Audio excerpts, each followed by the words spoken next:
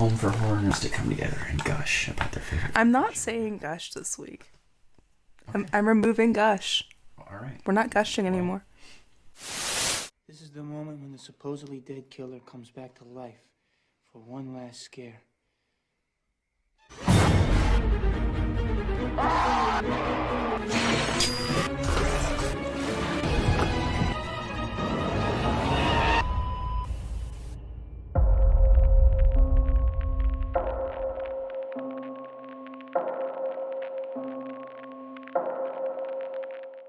Welcome to The Last Scare, a home for horror nerds to join forces and talk about their favorite feel-good genre. There's no more gushing, apparently. No, I refuse to say gush anymore because everybody looks at me weird when I say it. You like to gush. We should just embrace it. But okay. It's crazy. So we've all been busy with life stuff. So Blake and Sabrina will be back soon, and until then, you have me and Cam, and we're catching up. We're catching up on some movies that we've seen. We're catching up on things that we saw like 5 weeks ago at this point because we haven't gotten around talking about them, and we don't have a real plan. We are roughing it tonight. Yeah. It's going to be unhinged. It's going to be good, crazy fun.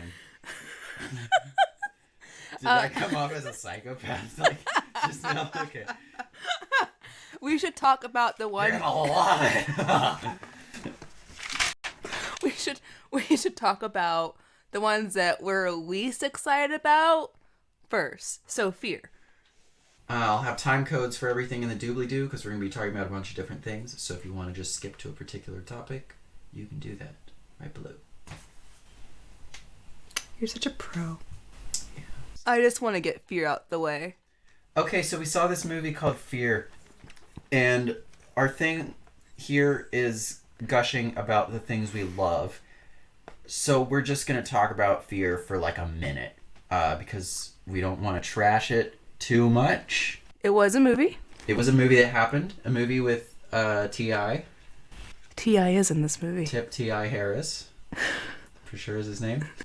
This movie is about COVID. Yeah. They mention straight up COVID. There's masks and stuff in the movie. But then as it goes on, it turns out there's a whole different pandemic going on. And it's one of those ones, it's not like... That was Billie Eilish. Yeah, I was going to say you're Billie Eilish. It's not like... My Billie Eilish voice came out for a second. Will you do your Billie Eilish for the world?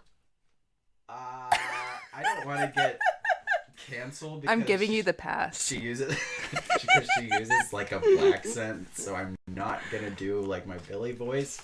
So this movie purports to be about fear. It's very on the nose. The characters are all talking about what they're afraid of, and it's like they're gonna say what they're afraid of, and then their fear is gonna manifest as that thing. So drowning, claustrophobia, afraid of not being trusted. I just have my notes from like whenever we saw this, and I wrote down what all the people said they were afraid of because I was thinking, oh, they're gonna. Those are gonna matter. That's gonna matter. These specific things they're afraid of. So I don't know, dude.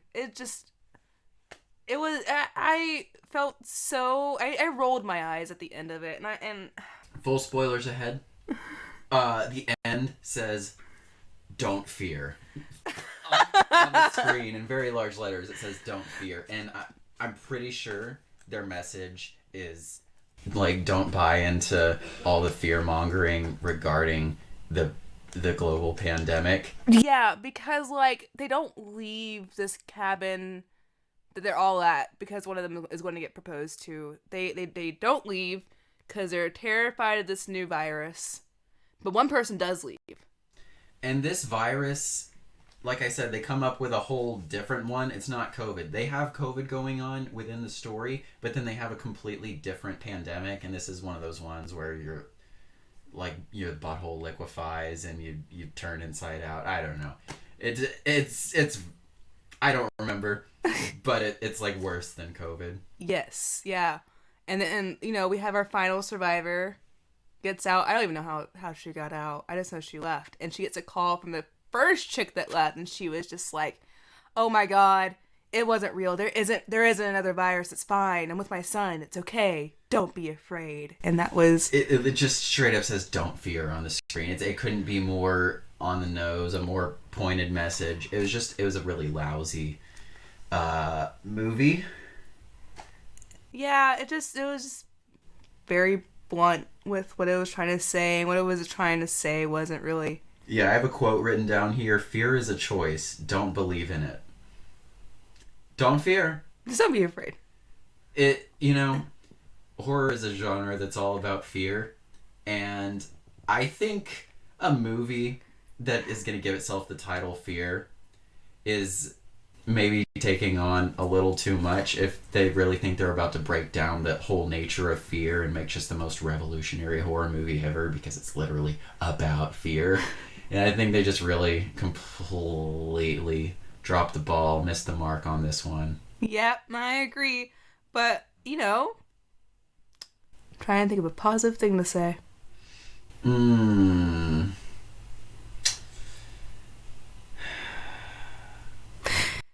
Knock at the Cabin.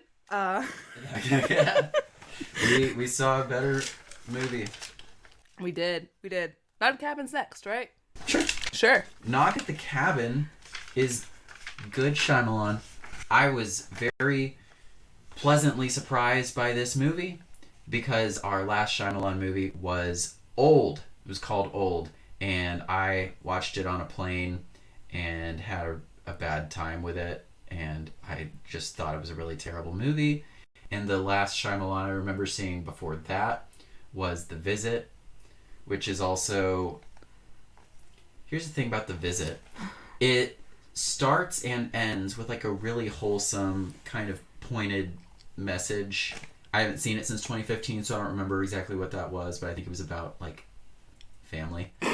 But I remember a really awkward balance of horror and comedy in that movie, to where you're genuinely laughing a lot, but a lot of it is relief because you're so uncomfortable with the scary stuff in it, with all the poop. I remember some old man diapers, and that being a source of horrific moments. And I just remember having like a roller coaster of like ha ha ha and ha ha, and just being really uncomfortable. But then it's bookended with that weird like wholesome thing. I remember with The Visit, I remember the brother trying to, he wouldn't swear, he would just say like female pop star, like female pop star names, like, oh, Christina Aguilera. I messed it up, but that was like his thing. And I remember being very confused about why they didn't know what their own grandparents looked like. Yeah, that was weird. But anyways, Knock at the Cabin. Yeah, I haven't seen those last two movies that were like a trilogy, Glass and Split. I haven't seen those.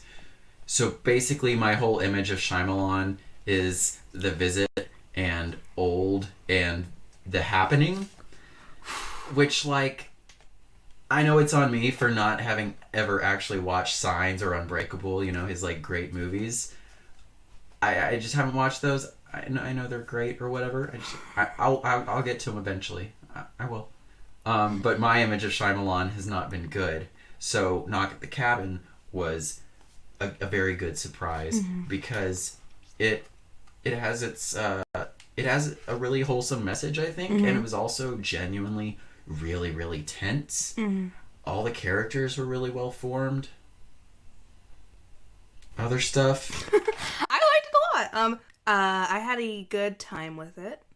At first, I was a bit tense because I was worried we were going to get some M. Night dialogue. His dialogue can be a bit robotic, to me, at least with his last few movies. But the longer it went on, I really think all the characters felt real. Like, it felt like the world was real. It was super tense. I really enjoyed the story. I don't really have too much, just like not really anything negative to say about it. Mm-hmm. Dave Bautista really shines in this role. I just loved his character because there was a lot of gentleness about him. Like, he's a very gentle giant. Yeah, he's like very genuine. At the very beginning, he shakes hands with the little girl. And I noticed that because, we have a close-up of their handshake. And I thought that might kind of mean something going forward in the story. I was, trying to look out for little things to, like, get an idea of what this is all about. Spoilers. Just full spoilers. We're just going to go ahead and get to stuff at the ending.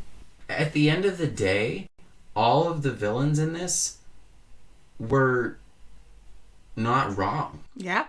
They all seemed very uncomfortable and upset to do what they had to do.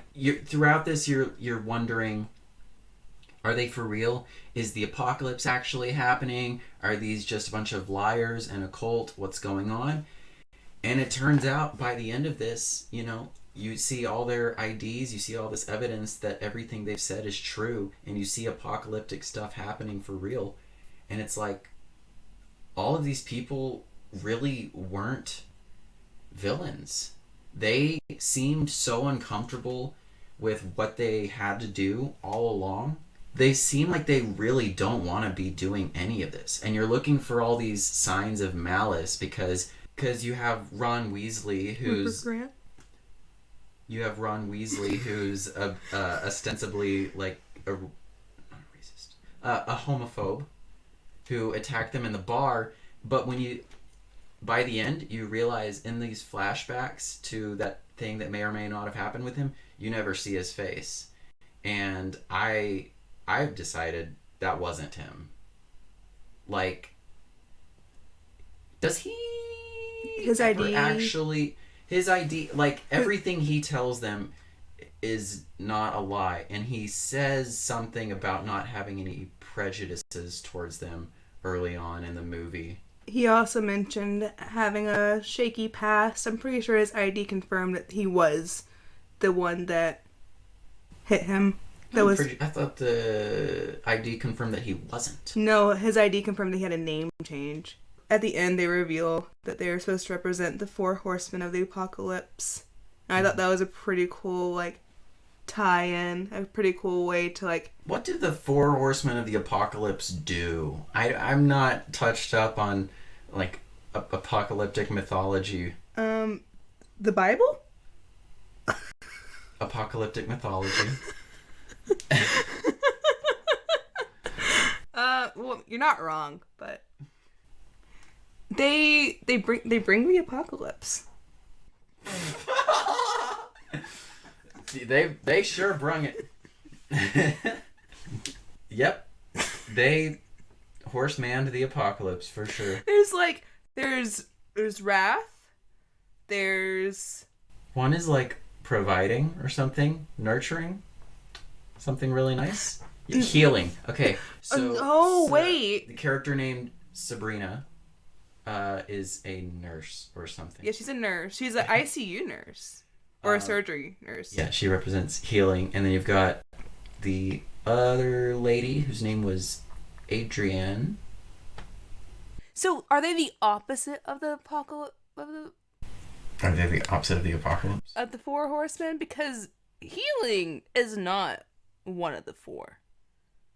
I think they had a line in, like, how they're each supposed to represent and remind the family that Daddy Eric and Daddy Andrew and their daughter.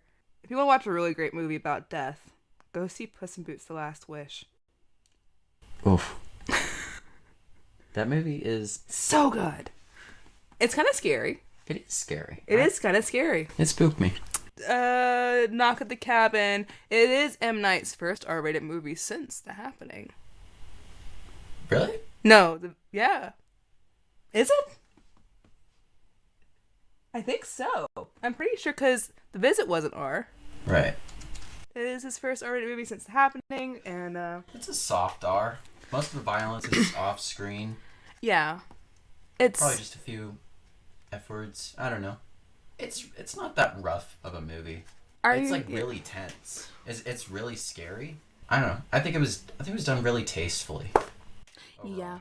There's a lot of talks about the book and the ending for the book and how he changed it.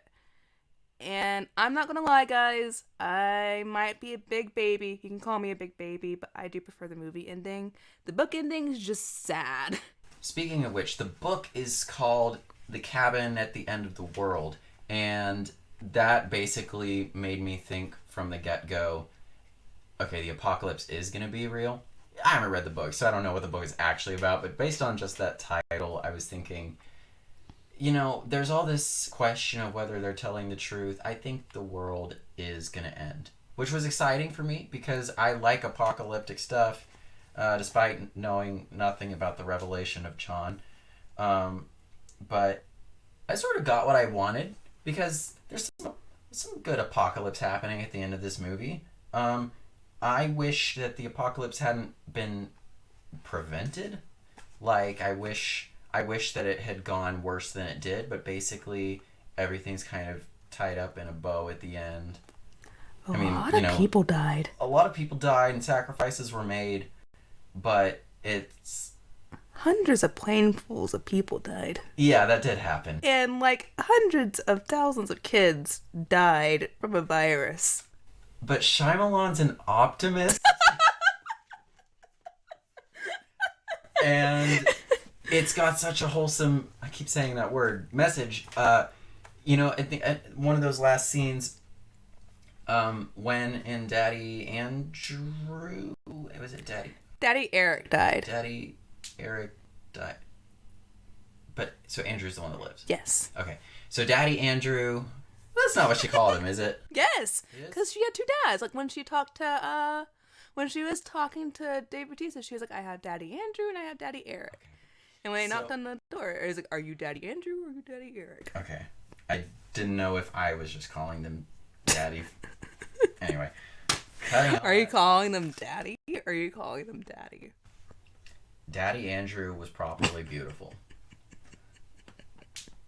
Eric was not my type.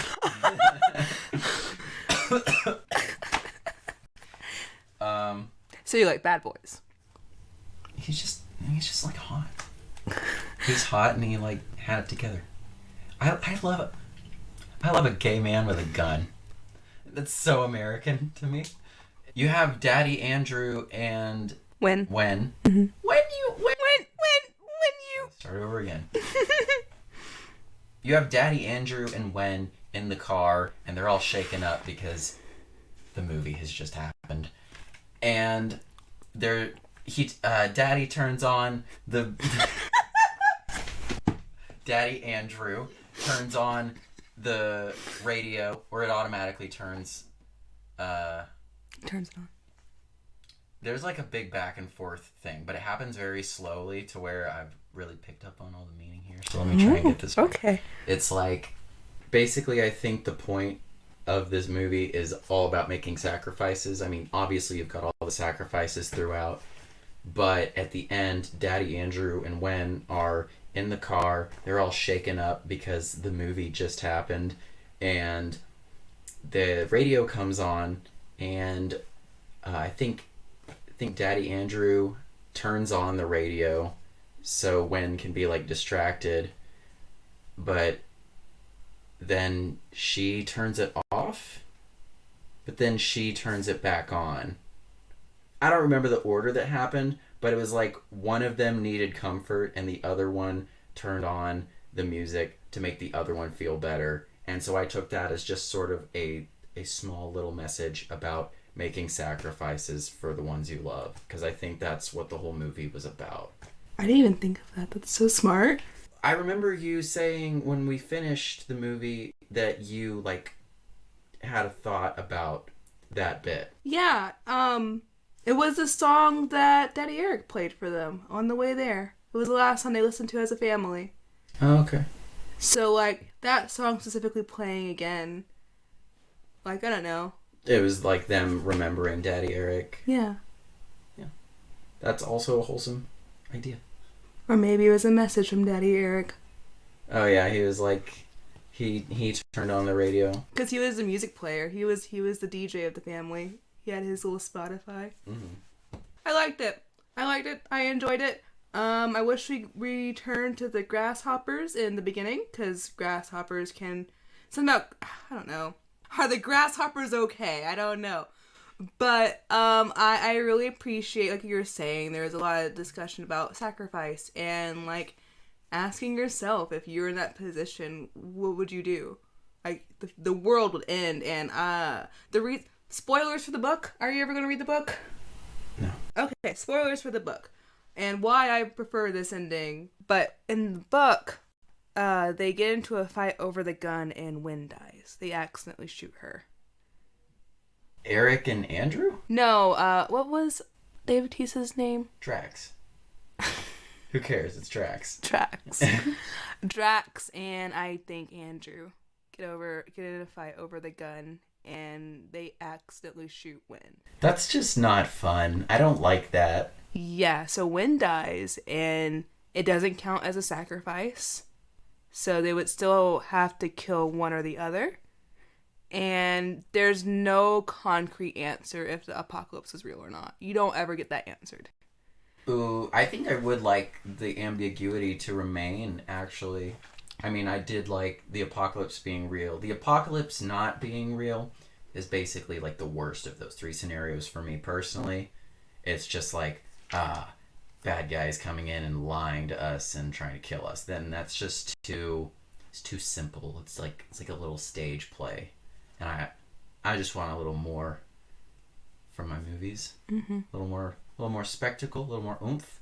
I love theater, but a Shyamalan movie is not theater. Yeah, I really prefer the ending in the movie, because in the movie, the whole point that Daddy Eric convinces Daddy Andrew to sacrifice him is so Wynn has a world to live in and grow up in. If they didn't, everyone would be dead. there would be no normal life. And I thought that was a really beautiful thing for a parent to do for their child. 5 stars. 6 stars. Out of 10. Out of 6. I don't know what I'm saying. 6 stars out of 6. Yeah, no. Watch the movie. I mean, if you already heard all the spoilers, maybe don't. Or do. This is a fucking mess. Let's move on. The infinity pool? It's infinity pool time? I think it's time for Infinity Pool. Oh boy, infinity pool. So just light spoilers ahead. We're not gonna... We think you should see this and get your own opinion. So, tread lightly. We do recommend this movie. So this starts out with Alexander Skarsgård? Skarsgård. You'd think with like 4 famous Skarsgårds I would be able to... I can say it. I'm saying it. Skarsgård. Skarsgård. Okay, cool. What's his character's name? James. Jamesy! Wow, that was gold. Okay. Jamesy! It starts out with Jamesy muttering in his sleep, "You can't feed yourself with white sand, brain death." I wrote this down very quickly because I was like, ooh, that's going to mean something. And I think ultimately it just means that he is going to this island resort to try and find some inspiration to write his new novel. And white sand, brain death is just like meaningless vacations, I guess. White sand, brain death. It's just whatever. It's going and turning your brain off, and you can't feed yourself with that. So ultimately that line wasn't as like... I don't know if there's something more to that, but they opened the movie with that, so I thought, that's gotta matter. That's gotta be important. A great man once said, "If you never eat, you never grow." Who said that? Matty Healy. If you never eat... No, dude. Robbers by the 1975 is a great song that I love dearly. It's one of my top 5. I don't know those lyrics. I'm a girl. I didn't know what he's saying there. It's just incoherent British. It's not the nonsense the voices are saying. It's the nonsense the voices are feeling. Exactly. Willem Dafoe, 4 stars. I love them. Anyways, So this is about daddy issues at the end of the day. M is with James to spite her father. She doesn't really find him all that interesting. He hasn't written a book in 6 years, but she thinks he's a bum, and her father would be real peeved about that. So she's with him because he sucks at writing.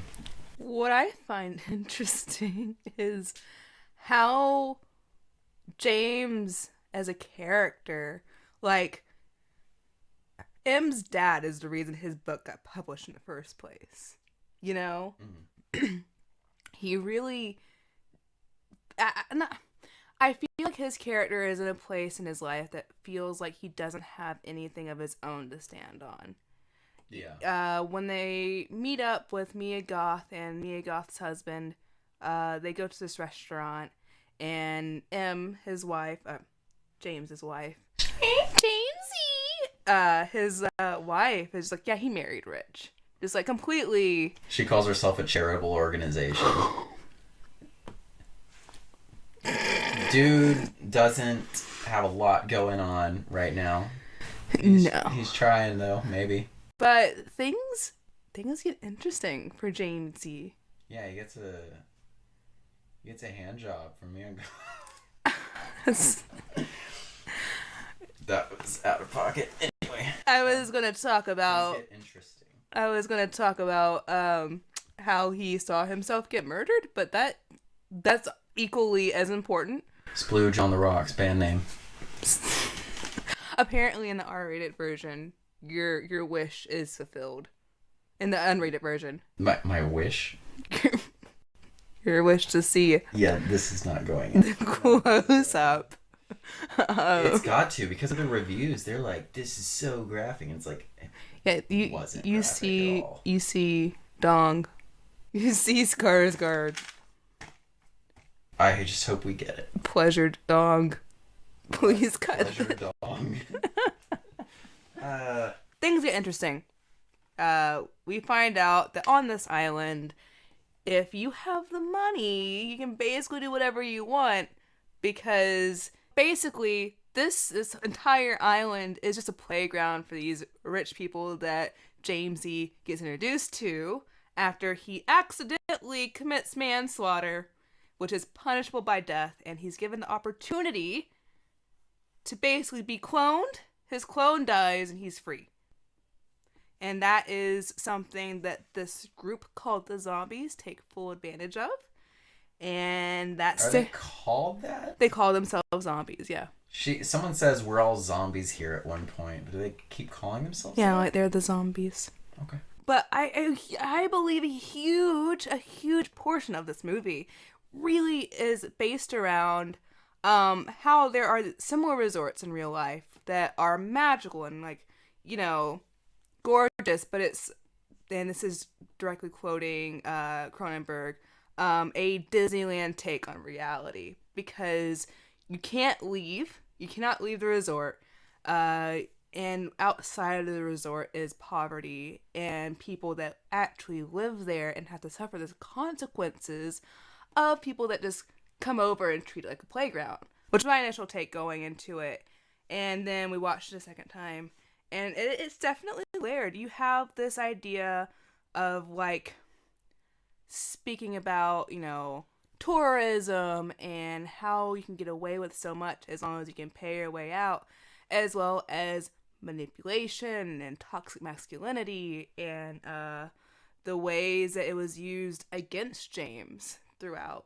But I was looking into Cronenberg's inspiration for this, and he was actually inspired by a resort that he went to, because they bust him in at night, and, you know, whenever he actually went home, he saw how, like, bad it was outside the resort, and how within the resort it was all fake. Within this resort itself, you see, like, a bunch of different cultures and, like, rarely the actual culture that the place is.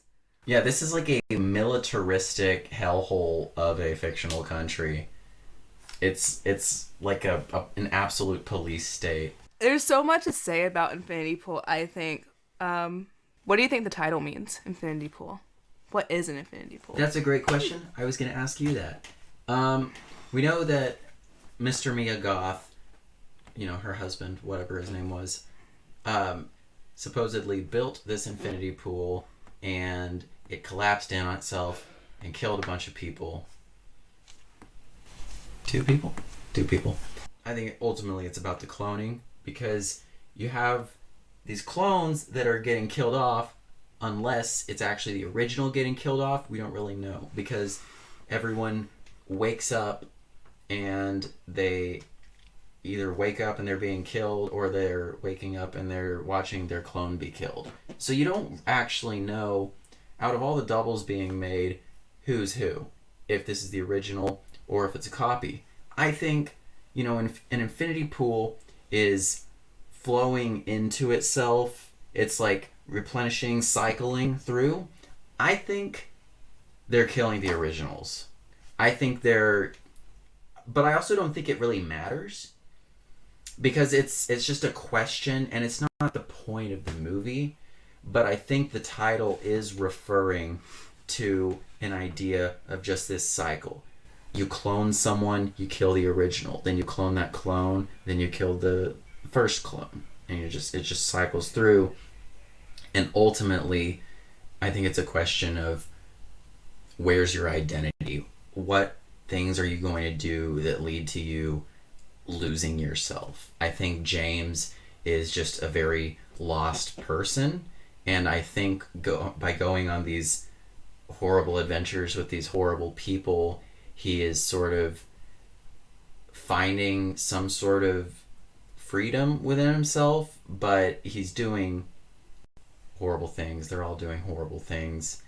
And I think it's sort of, it feels like Fight Club in a lot of ways. I'm sorry. I'm not laughing at you. You I really hesitated there, because like, how much more of a film bro could I be to like compare a movie to Fight Club? Really? It's just like Fight Club.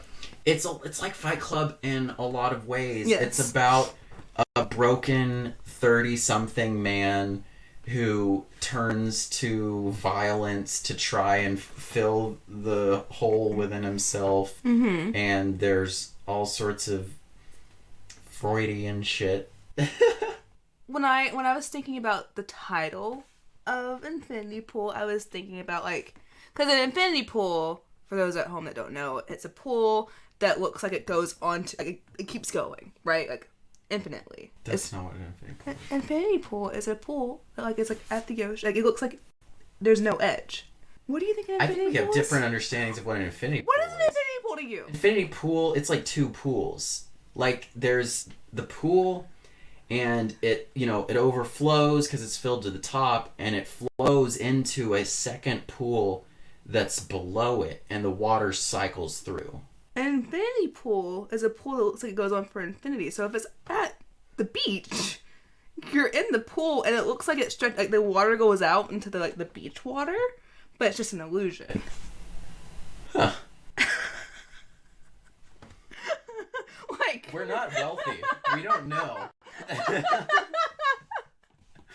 Like, an infinity pool is a pool with the illusion that keeps going on. Okay, let's see what the Google says. The term infinity pool refers to an infinite edge pool, vanishing edge pool, or negative edge pool. These pools that have no swim current, instead they have one or more exposed walls, so like they look like they keep going on. You skipped the last part of that where it says, so water flows into a basin below. That's a fraction of an inch shorter than the water. What? A basin isn't a pool, though.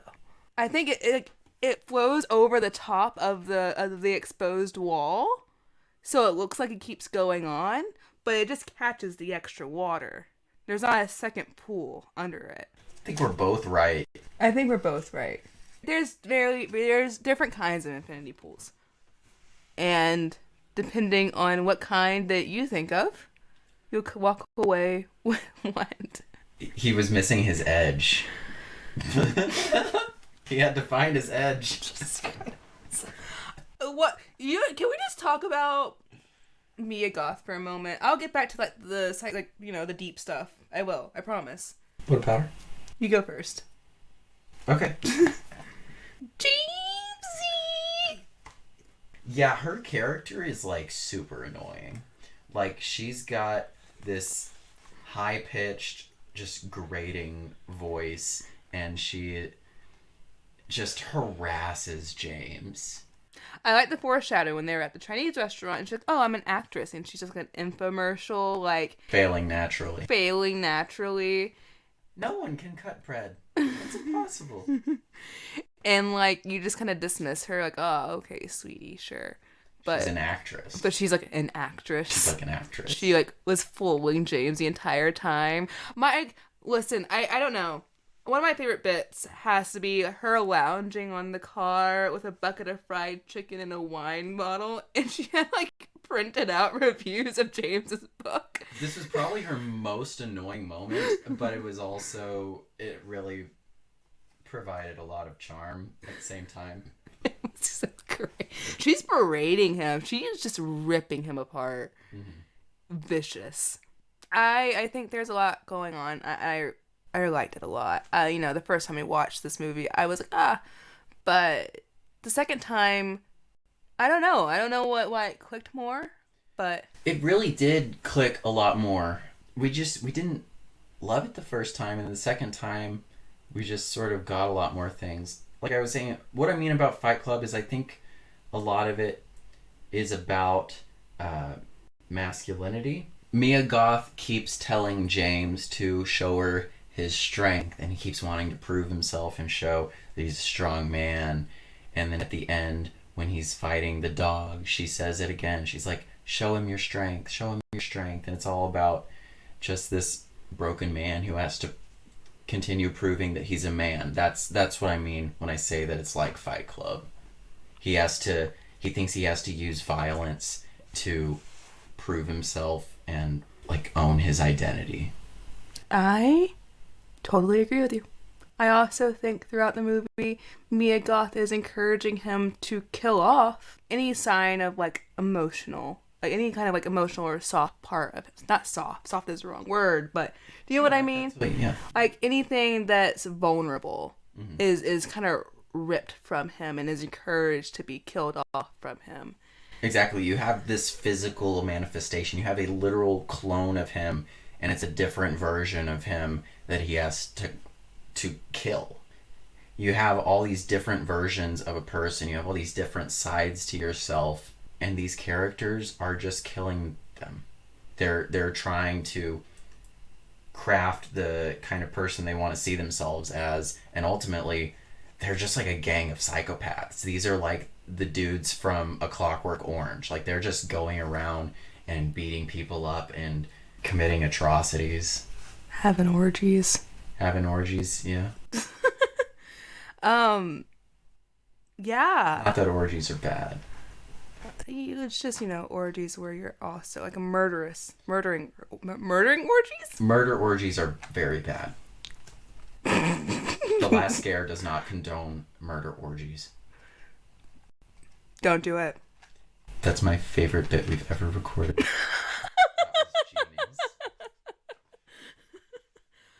I just love this. Dude, listen, I really love this movie. I kind of don't want to reveal all of it, really. There's so many things going on in this that you can take away from it, and it's really layered on a personal level with Jane's story, and on the other level with the group themselves and what they're doing and why they're doing it. I find it fascinating. I find it, there's a quote that Brandon Cronenberg said, how Possessor was like what makes you you, and Infinity Pool is more like, are you one person or are you continuous? Okay, cool. I see it, because these two movies, Possessor and Infinity Pool. Possessor was Brandon Cronenberg's previous movie, which we also highly. Oh my god, yeah, watch it. That movie's amazing. It's like a psychedelic sci-fi horror adjacent film like this. They could be in the same universe. They would fit in the same universe. Yeah, sure. So I guess the last point I have to make about Infinity Pool, not even really a point. There's just some fun kills in this. There's some nice, fun, gory stuff. Just some lighthearted murder, execution. There's also some body horror sort of scenes. Basically, just like one scene where it's like really gnarly, weird body horror, much like Possessor. It's like it's not a body horror movie, but it has some like its moments. I agree. You should watch this. You should get your own interpretation of it. Only through blood can you release your past. Damn. Was that it? I was gonna make a joke about releasing it on rocks, but it didn't come to me.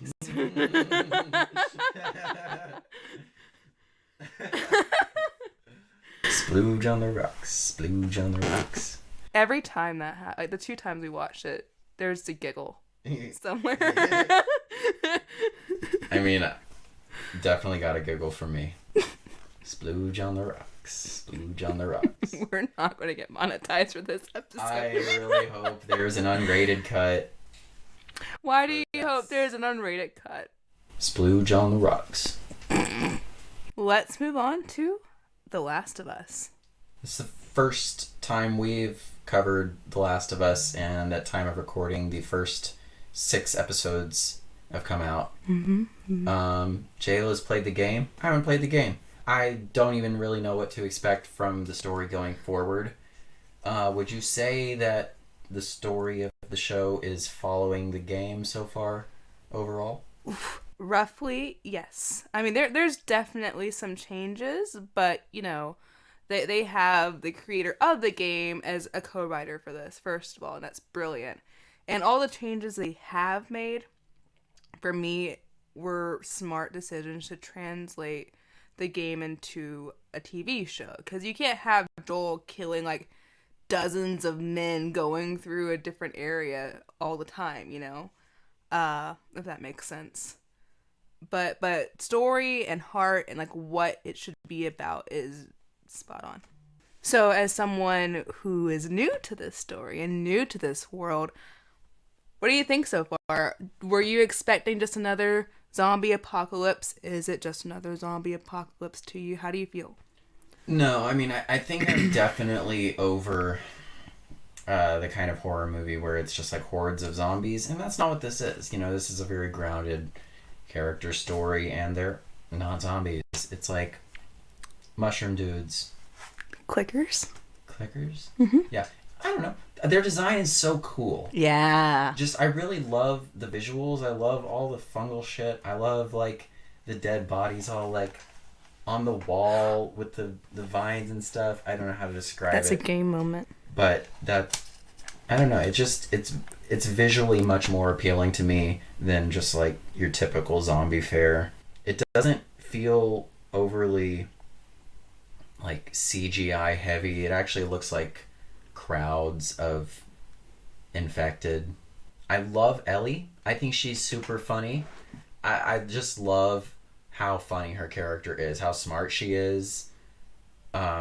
Especially to be raised in that world when, you know, everyone is just scrapping by. You know, everyone's literally in survival mode. And for her to be as sharp as she is, I think is really interesting. Yeah, absolutely. One thing I did want to mention that's really cool for me is some of these scenes are ripped straight from the game. Like, word for word ripped from the game. And that is so cool to see.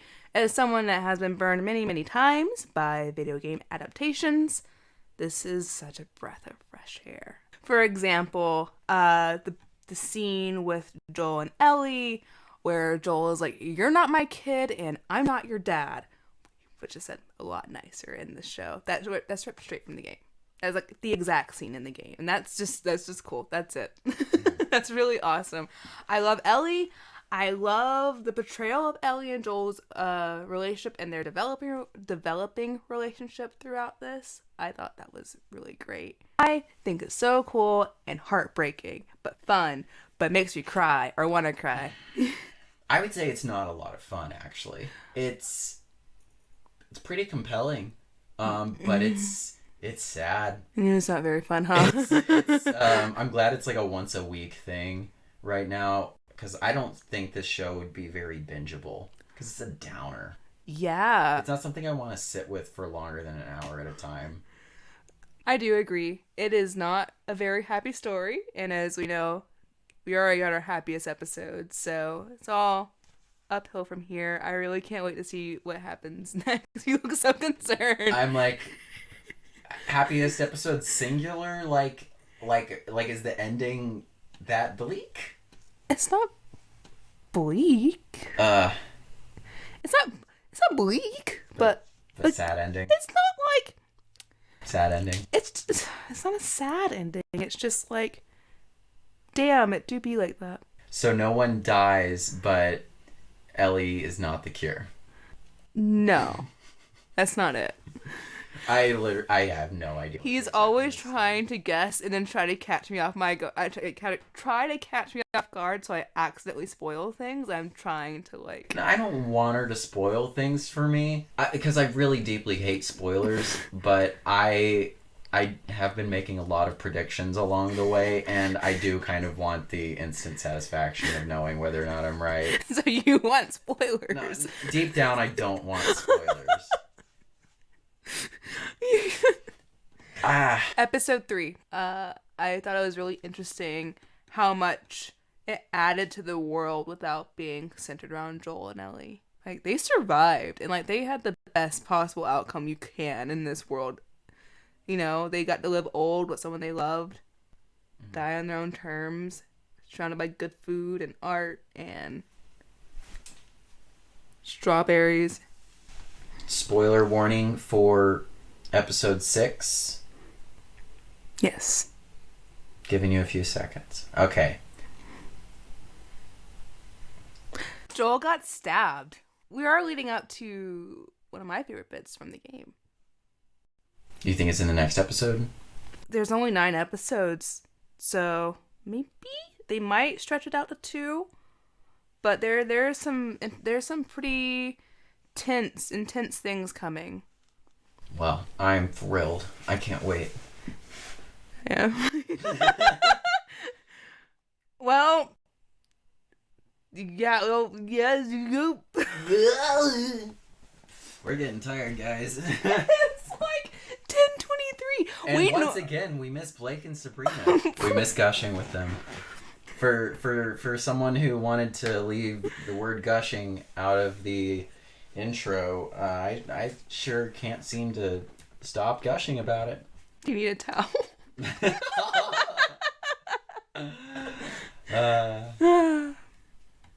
Well, for the last scare, I'm Cam.